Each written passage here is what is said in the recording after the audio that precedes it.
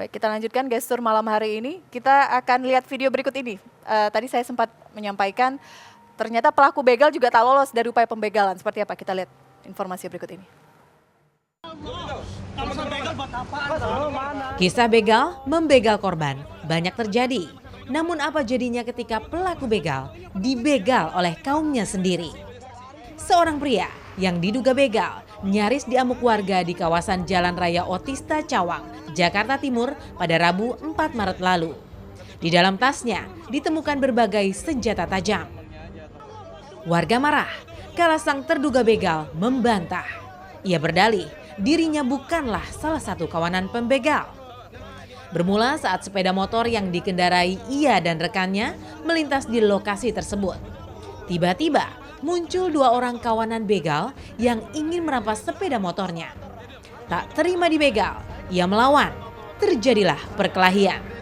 Namun saat warga berdatangan hendak melerai keributan, keempat orang pengendara sepeda motor tersebut justru kabur dan meninggalkan sepeda motornya.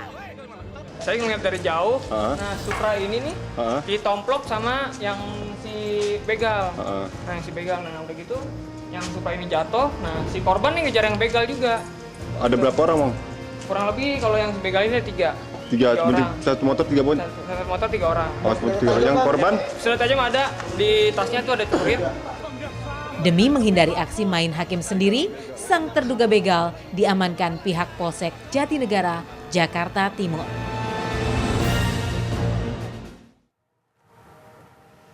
Baik, tamu saya lain sudah hadir di sini, sudah ada Mas Landos dan Mas Yayan dari Depok Tiger Club ya Mas ya? Iya. Ada cerita menarik yang kemudian dilakukan oleh teman-teman.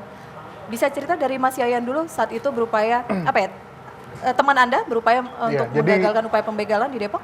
Ceritanya malam itu kebetulan ada beberapa calon anggota kita yang kita suruh rolling, bukan patroli ya, kita harus meluruskan beritanya.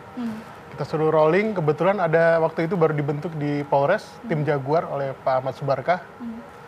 Kemudian ada kejar-kejaran, persis ada di depan mereka, lalu mereka bantu hadang sampai Sekitar terjatuh. pukul berapa itu Mas? Itu jam 2, Jam 2 pagi. Okay. Kejadiannya kemudian diserahkan ke tim Jaguar. Nah efeknya setelah itu yang kami terima adalah karena bahasanya menangkap, itu yang bikin kami juga diteror akhirnya. Diteror seperti apa? Kami sering diteror, kebetulan waktu itu Landos sempat di salah satu media share nomor handphone. Karena kita mencoba membantu masyarakat Depok yang takut lewat tempat-tempat rawan. Jadi kita mau temenin gitu. Kita share nomor handphone, ternyata yang masuk itu lebih dari 500 dan macam-macam gitu. Sampai mengumpat segala macam. Dan beberapa kali kita terima broadcast, isinya di Depok telah terjadi pembegalan, kepalanya hampir putus. Tapi nomor platnya ternyata nomor plat mobil gitu. Motornya hilang, kita nggak jadi ke TKP. Jadi akhirnya yang timbul, kami jadi takut juga gitu. Akhirnya jadi takut? Jadi takut juga, manusiawi lah. Mas Landos bisa cerita itu secara direct mendapatkan itu setiap hari atau seperti apa? Iya, Pesan-pesan waktu itu? pas saya masuk di TV yang lain, memang saya nggak tahu nih ada pancingan ngomongan masalah nomor telepon. Akhirnya kecetus nomor telepon saya, karena nomor telepon saya doang yang saya ingat. Kecetus nomor telepon saya, intinya kita siap menemani bila ada masyarakat sekitar yang membutuhkan kita untuk pendampingan. Niatnya membantu. Tapi kenyataannya setelah dari on air itu, selang setengah jam, udah memasuki 50 SMS. Isinya macam-macam. Ada yang minta tolong, ada yang sekedar banyolan doang. Terakhir malah adanya jadinya pengancaman di situ. Yuk kita ketemuan, kamu siapa sih sebenarnya gitu. Jadi itu tidak saya ladeni kalau gitu. Tidak Anda respon sama sekali? Tidak saya respon. Hanya pesan saja atau sampai ada melakukan telepon? Sampai seminggu terakhir kemarin, SMS itu sudah masuk hampir 1.200. Hampir 1.200. Telepon masuk itu sekitar 700-an. Jadi kalau telepon dari rumah saya angkat. Tapi kalau dari handphone saya nggak berani angkat karena nggak jelas, apalagi private number. Tapi kalau nomor handphone rumah saya angkat. Kebanyakan yang telepon ibu-ibu. Pak, tolong pantauannya, saya mau arah dari sini ke sini, kira-kira lewat mana ya Pak? Itu baru saya kasih tahu. Tapi kalau nomor handphone saya nggak angkat. Oke, baik. Saya ke Pak Martinus dulu Pak, menarik.